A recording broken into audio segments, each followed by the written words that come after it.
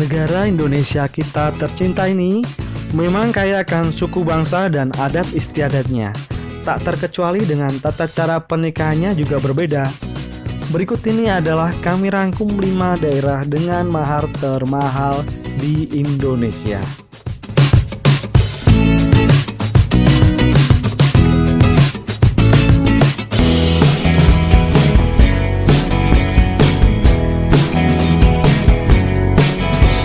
Masyarakat suku Sasak di Kampung Sade, Lombok Tengah masih mempertahankan dan melaksanakan tradisi asli suku Sasak, termasuk dalam urusan tata cara pernikahan. Perkampungan yang berjarak sekitar 20 km dari pusat kota ini kebanyakan menikah dengan kerabat mereka sendiri. Kenapa begitu?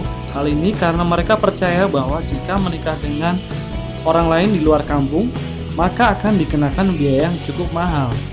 Biayanya bisa lebih dari ukuran 2 ekor kerbau.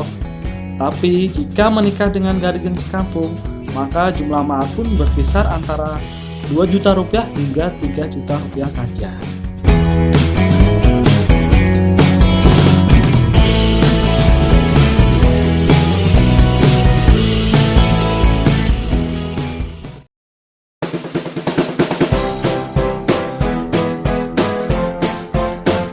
Kota yang dikenal sebagai Serambi Mekah ini juga memiliki tradisi yang serupa dalam hal jumlah mahar yang harus dikeluarkan.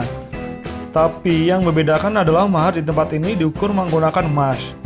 Masyarakatnya sering menyebutnya sebagai mayam, yang standarnya satu mayam bernilai 3,3 gram emas atau setara dengan uang Rp1.750.000.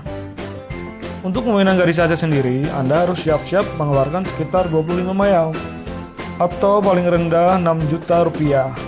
Nilai yang cukup besar bagi seorang yang berpenghasilan rendah, tapi ingin memperistri seorang gadis Aceh.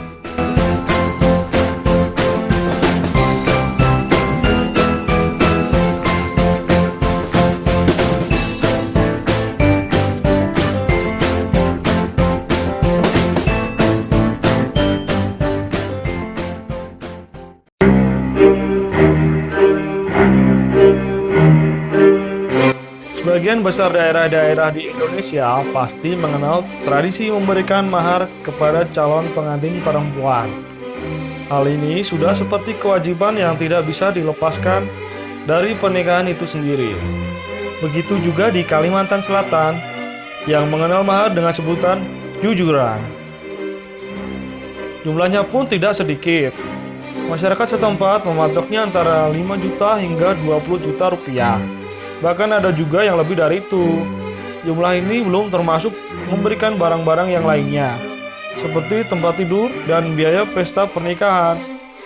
Banyaknya undangan yang akan hadir juga disesuaikan dengan jumlah uang yang diberikan. Semakin sedikit maharnya, maka semakin sedikit pula orang yang diundang. Begitu juga sebaliknya.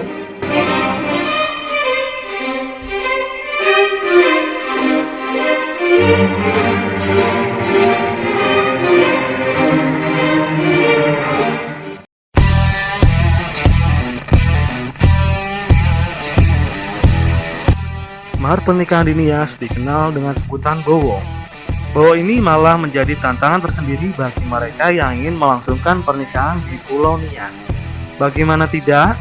Bagi masyarakat suku Nias yang kebanyakan sebagai seorang petani, akan terasa cukup berat apabila harus memenuhi mahar pernikahan yang cukup mahal. Bowo diukur dengan hewan babi yang bisa mencapai 25 ekor, sedangkan 1 ekor harganya bisa mencapai 1 juta rupiah. Jadi paling tidak harus menyiapkan dana sebesar 25 juta rupiah untuk menikah di tempat ini.